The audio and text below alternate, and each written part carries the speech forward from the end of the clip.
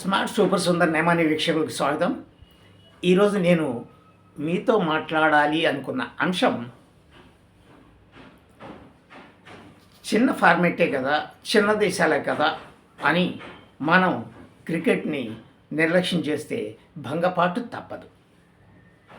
ఎందుకంటే ఇప్పుడు మన దేశంలో 2020 ఫార్మేట్ వరల్డ్ కప్ జరుగుతోంది.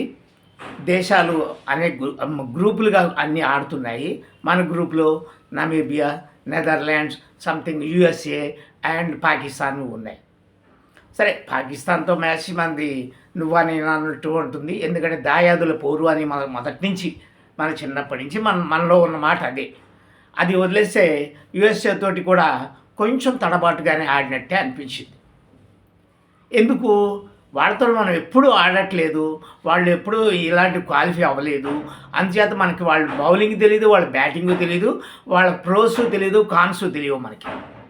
సేమ్ అలాగే నిన్న నమీబియాతోటి మన వాళ్ళు బాగా మంచి ప్రారంభాన్ని బాగా ఇచ్చారు. అభిషేక్ శర్మకి రెస్ట్ ఇచ్చారు, లేదా అతను అనారోగ్యం ఏదో what ever maybe. Sanju Samson ఉన్న మేరకు చాలా బాగానే ఆడాడు. ఈ మధ్యకాలంలో న్యూజిలాండ్తో రాణించలేదు, అతన్ని పక్కన పెడతారేమో అన్న పరిస్థితి ఏర్పడింది. కానీ ఏదైతే మనకి మిగిలిన వాళ్ళు ఉన్నారు, ఇషాంత్ కిషన్, హార్దిక్ పాండ్యా, వీళ్ళందరూ కూడా బాగా ఆడి కొంత మంచి గౌరవప్రదమైన స్కోరు పర్వాలేదు. అసలు ఇంకా మొట్టమొదటి జోర్ని వీళ్ళు ఖచ్చితంగా బ్యాటర్స్కి అనుకూలంగా మనం అయితే 250 పై చిలుకు వెళ్లాల్సినటువంటి ఆట కేవలం తక్కువ స్కోర్ దగ్గరే నిలబడింది. సరే, మనకి 2020 ఫార్మాట్కి సంబంధించి టాపెస్ట్ బౌలరు, టాపెస్ట్ బ్యాటరు కూడా మనకే ఉన్నారు. ఇద్దరు కూడా. బౌలర్ ఏమో వరుణ్ చక్రవర్తి, బ్యాట్స్మెన్ ఏమో అభిషేక్ శర్మ. అసలు వచ్చిన దగ్గర నుంచి కొడుతూనే ఉంటాడు అభిషేక్ శర్మ. వరుణ్ చక్రవర్తి బౌలింగు ఇంకా చాలా బీభత్సంగా ఉంటుంది, ఆ రకంగా అనమాట. సో మొత్తం మీద ఏదైతే బౌలింగ్ ద్వారాను అది మనము వాళ్ళని తక్కువ స్కోర్కి కట్టడి చేసి 93 పరుగుల తేడాతో నెగ్గాము అనేది అనిపించుకున్నాం. నిజానికి మనకి ఇందులో చాలా కంట్రీస్ కొత్తగా వచ్చినాయి ఇప్పుడు.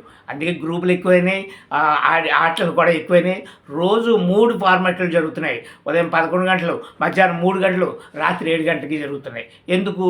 దేశాల సంఖ్య పెరుగుతోంది రాను. అందువల్ల గ్రూప్ డివిజన్ ఎక్కువ చేస్తున్నారు. ఆ ఎక్కువ చేయడం వల్ల మనము ఆడవలసి వస్తుంది. రేపు ఆదివారం రోజుంది మనది పాకిస్తాన్తో ఉంది.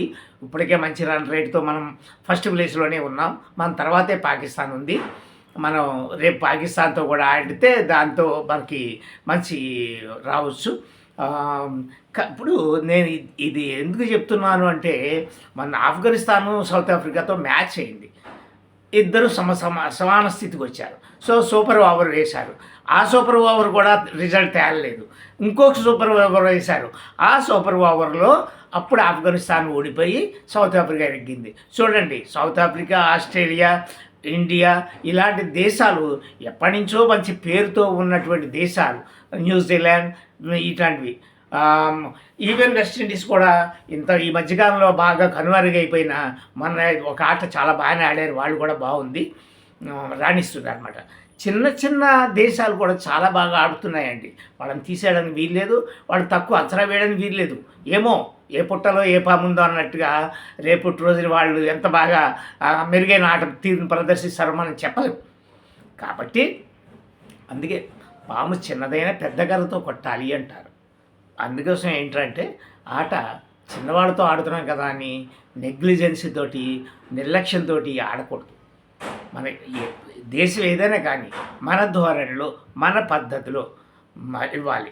ఇంకోటి ఏంటంటే, అభిషేక్ శర్మ చాలా బాగా ఆడతాడు, నో డౌట్. అందులో ఏంటంటే మొదటి బంతి నుంచే మొదలు పెడతానంటాడు. ఒక్కొక్కసారి బౌలర్కి కూడా మనం గౌరవం ఇవ్వాలి.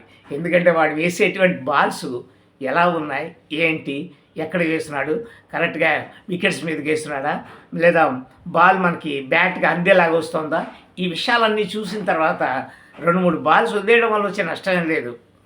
అంటే దానివల్ల ఏమవుతుంది, ఆ బౌలింగ్ని మనం అర్థం చేసుకోగలుగుతాం. అర్థం చేసుకున్న తర్వాత మనం ఆట మొదలు పెడితే అది ఖచ్చితంగా ఉంటుంది, బాగుంటుంది అన్నమాట. అందుకే మనం ఏంటంటే చిన్న దేశాలు అనుకున్నాం. చిన్న దేశాలు కూడా ఇప్పుడు ఈవేళ కెనడాతో ఉంటుంది, ఇంకోటి ఫ్రాన్స్ ఆడుతోంది. ఇలా ఎన్నో కొత్త దేశాలు చాలా వచ్చాయండి ఇప్పుడు. నెదర్లాండ్స్ వచ్చింది, స్కాట్లాండ్ పిలిచింది. బంగ్లాదేశ్ రావట్లేదంటే స్కాట్లాండ్ పిలిచారు.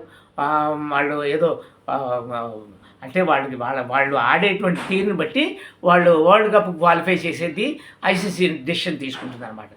అలా తీసుకున్న దాంట్లో చాలా కొత్త దేశాలు వచ్చాయండి. అందరూ బాగా ఆడుతున్నారు. అఫ్కోర్స్ మన ఆడతీరుకి మనకి పేరు పెట్టాల్సిన అవసరం ఏం లేదు. అద్భుతంగా రాణిస్తున్నారు బౌలర్లు, బ్యాటర్లు అందరూ కూడా. మంచి సమిష్టి కృషి అయితే ఉంది. కానీ దీన్ని నిలబెట్టుకుంటూ వెళ్ళాలి. దీన్ని నిలబెట్టాలి అంటే మొట్టమొదటి నుంచి ఆచితూచి ఆడాలి. చిన్నవాళ్ళ పెద్దవాళ్ళ అనేది కాదు, మన ఆట ఏంటి అన్నది గమనించాలి. ఇదే ఈరోజు నేను మీతో